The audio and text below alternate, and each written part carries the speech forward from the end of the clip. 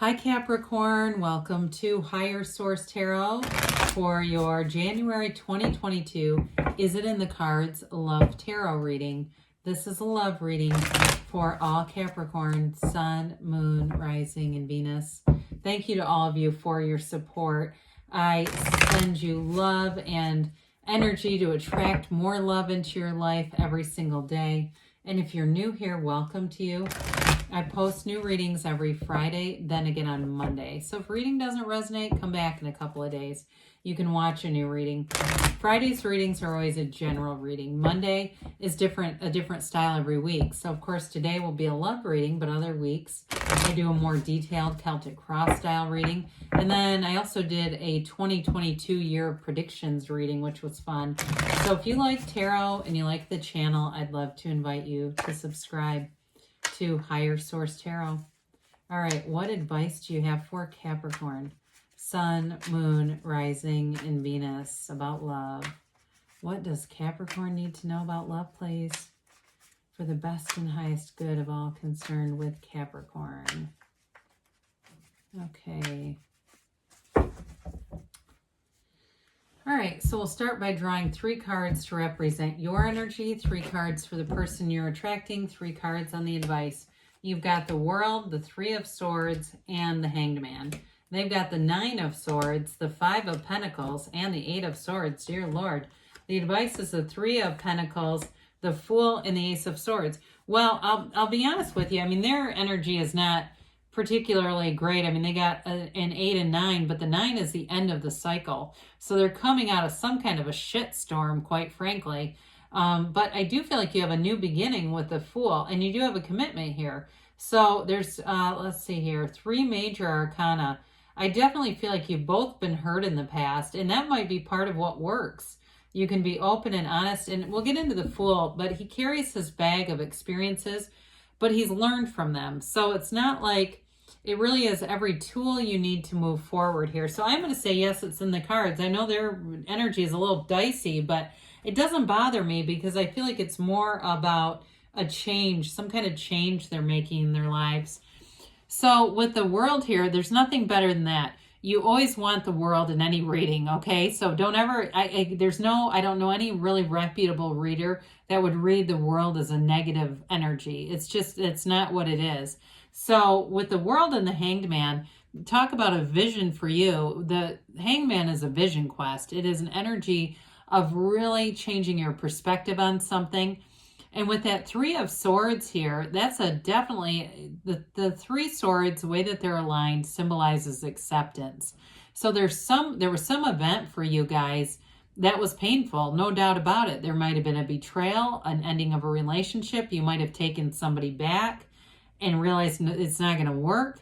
And that brought you to a better place. And not that I'm saying the pain was necessarily worth it, right? We say, is that pain worth the price of admission? Well, I guess when you're talking about the World, it might be, honestly, because the World is nirvana. It's mastery over every area of your life. In terms of love, it truly is being at that level of, that fully vibrational level of love. It's a relationship like you've never had before. So anything from the past is bringing you into something so much better. And so with the World, it is that wreath of victory represents that portal into the divine.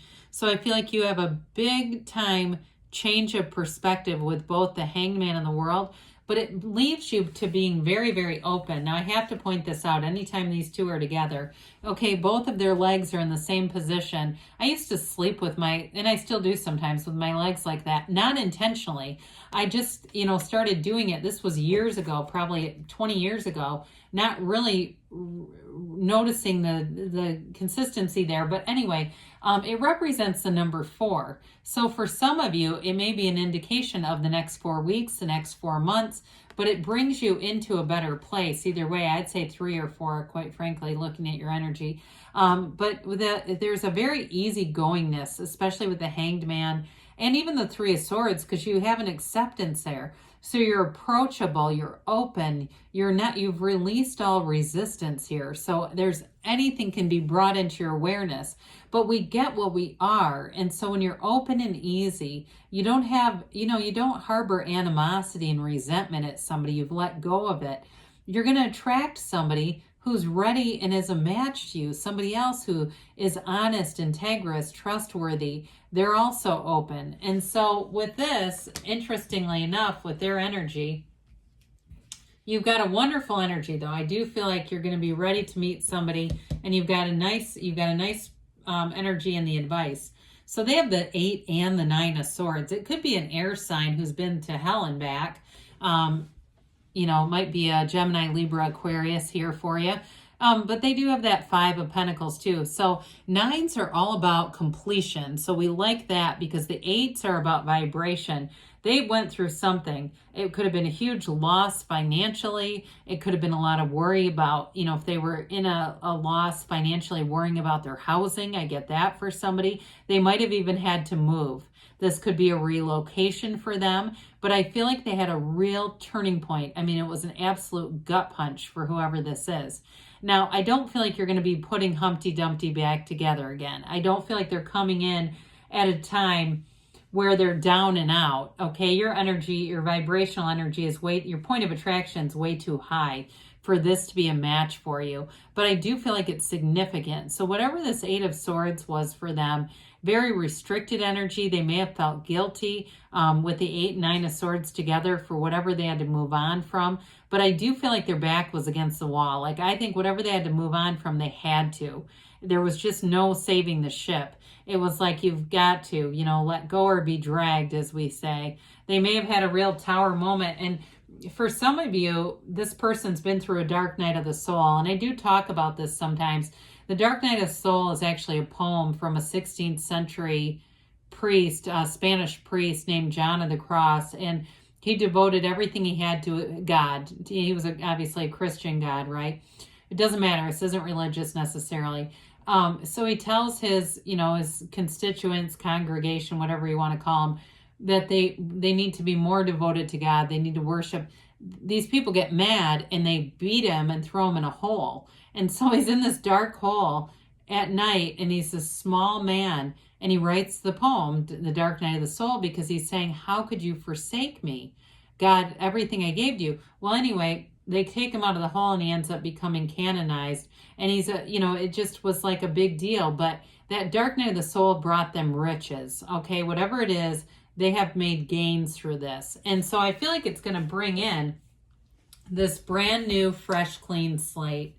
Okay, and the advice, it really is. I mean, this is how people get character, unfortunately. I mean, it's like, is there an easier way, universe, than that?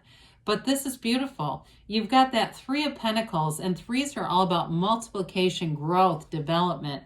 And of course, the Pentacles are about manifesting. And it's also, in this case, it's also about, housing, living together. So it could be somebody who does relocate to the area, and that's part of this whole thing. And you meet them and they're new. And God, there's billions of people. People move around all the time. You never know when they're going to show up. But with the 3 of Pentacles, it is a commitment. It's a union. It's people who are harmonious together. So it's an energy, too, where I feel like they are going to think you're a breath of fresh air. Now, the Ace of Swords, aces are all about initiation, beginnings. And the swords, of course, are mental, but they're clarity, they're communication. So there's not anything, it's very straightforward. I feel like you'll have very straightforward communication and commitment. And also, too, with the Ace of Swords, it cuts through the crown of the ego. So I feel like they kind of like just cut right through the BS. There's no playing games with this. There's no, breadcrumbing and ghosting and all that stuff. This is straightforward. Somebody wants a commitment here, and it's coming through. Now, we love to see the Fool. The Fool is the hero. It's your soul in this journey. And so you've got life power here. Now, the Fool is absolutely fearless. And so it's an energy where you've released all resistance. I mentioned the bag of experiences there. Again, you're aware of them, but you're not staring in the past. They're just there. You've got this little white dog who's a guide, and so you're being divinely guided. the wand or the stick over his shoulder, it's technically a wand. It's like that magical energy where you can shift your reality. It's a brand new, fresh, clean slate that brings in trust, excitement, enthusiasm, adventure, new beginnings.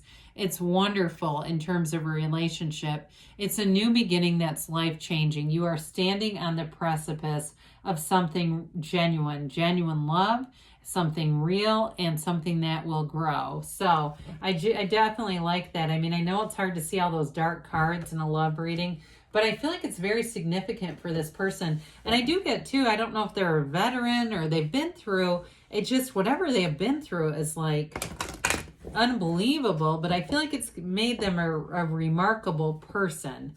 Okay, so it's a good thing. All right, let's see here what the angels have to say for you.